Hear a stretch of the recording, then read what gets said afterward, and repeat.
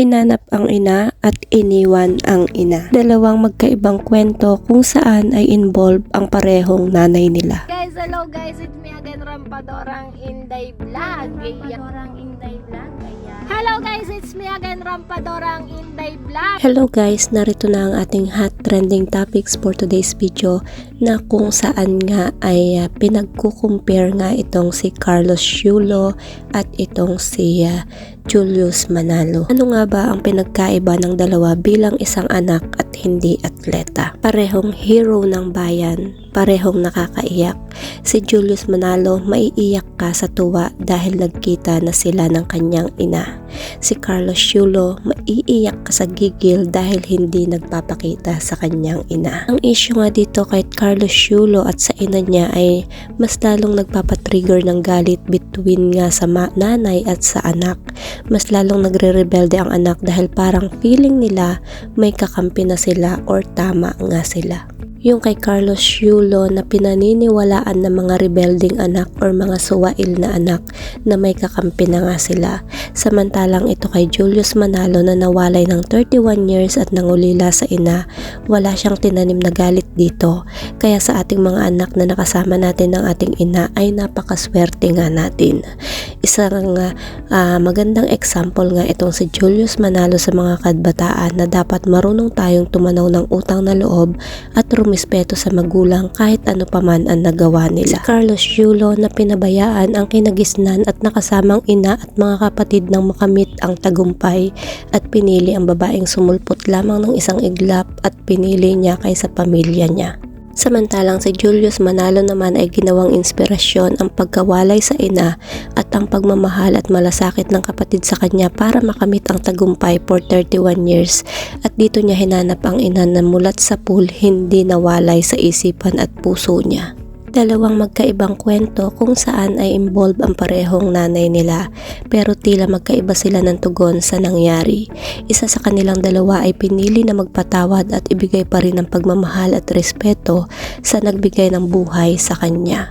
Si Julius Manalo, bagamat pumayag ang nanay niya na dalhin siya sa Pilipinas o magkalayo sila ng tuluyan, pero hinanap pa rin niya ito o pinili niya magpatawad dahil na rin siguro sa pagmamahal niya sa kanyang ina.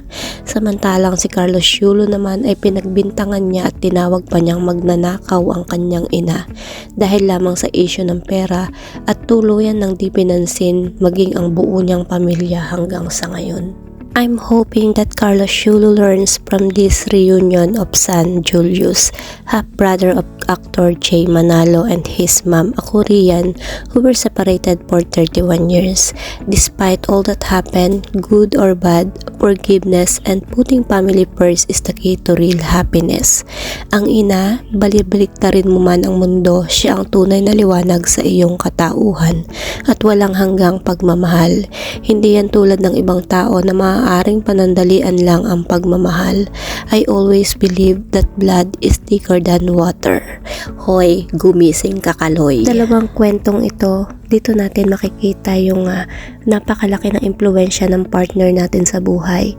Nakakahawa ang pagiging mabuting tao at nakakahawa din ang pagiging masama. Kaya choose wisely sa pagpili ng taong makakasama nga natin sa buhay. Kita nga natin dito na kay Julius walang naglalason ng isip niya nakalimutan ng ina or pamilya. Samantalang kay Kaloy, nakapulupot pa sa kanya ang gustong sumira ng relasyon niya sa pamilya. Gusto niya matulad si Carlos sa kanya na walang kwentang anak na nagtanim ng galit sa ina. Pag napanood mo nga ang interview ni Tony G sa kanya, ma-analyze mo na yung girlfriend talaga ang may problema. Nilalayo niya ang loob ni Carlos sa pamilya kasi siya ay ganun.